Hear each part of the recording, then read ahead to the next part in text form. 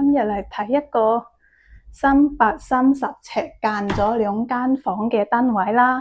呢度入門口咧係一個 L 型嘅大儲物櫃啦，呢度係鞋櫃，就係一個儲物櫃，做咗一個伸縮嘅餐台嘅。咁呢度餐台咧，呢個距離係有米一嘅，呢度係3尺咁啦，大約可以坐5個人嘅。咁如果平時唔食飯嘅時候咧，就可以收埋佢。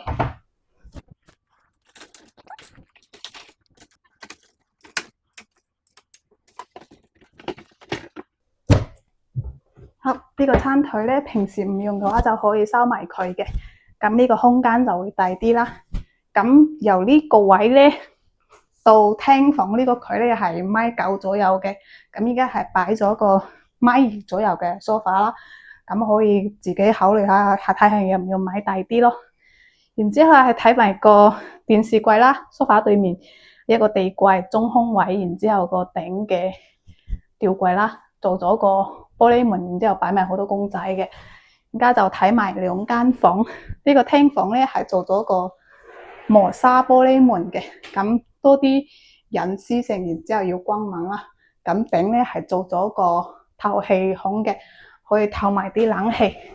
撳開咗之後咧，入邊係全屋地台嘅，入邊咧係3尺嘅有下床啦，出邊呢度係一個地台，咁隔籬咧係可以坐埋地台上，可以喺呢度一個書台啦，一個吊櫃啦，做咗個燈條嘅。咁再睇翻個主人房，主人房係連住個電視櫃啦，做埋個隱形門嘅。咁睇下打開啦，呢個係一個圓弧形嘅一個 L 圓弧形嘅一個地台啦。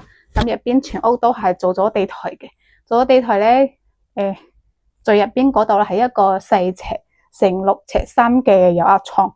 咁出邊咧係做埋啲儲物嘅地台啦。咁床嘅隔籬咧就係一個書台啦，或者做梳妝台都 OK 嘅。咁隔籬呢度係做咗個書櫃，再連住呢度做個衣櫃啦，間咗嗰個廳房嘅。呢度就係一個主人房，主人房同廳房嘅中間咧係做咗一個衣櫃嚟間呢2間房嘅。咁衣櫃係個廳房用啦，咁出邊呢一 part 咧係做咗個儲物櫃喺廳呢度用嘅。咁呢度係一個廳房連住個主人房做嘅。咁再睇埋入門口呢邊啦，呢度係個廚房啦、廁所啦。咁廚房嘅頂咧係做埋一個1字形嘅吊櫃嘅。然之後呢個浴室咧就做翻個 PD 門啦。咁一個7字形嘅地櫃。然之後呢個吊櫃左手邊咧係儲物嘅，右邊係一個智能鏡。呢度係一個浴屏啦。然之後做埋個鋁天花嘅廁所。再睇埋個廚房，廚房都係做咗個 L 型嘅地櫃啦、吊櫃啦。然之後有個鋁天花，吊櫃呢度做埋個燈條嘅。呢個 L 型嘅都幾高啦，可以擺埋個雪櫃。洗衣機呢度雪櫃係擺喺廚房門口嘅。咁全屋咧都係做咗一個木紋磚嘅，木紋磚係200闊啦，然之後有1.1米同埋1.2米嘅規格嘅，可以自己揀。全屋嘅油漆全部係鏟咗重新做嘅，330尺間咗2間房，可以參考下。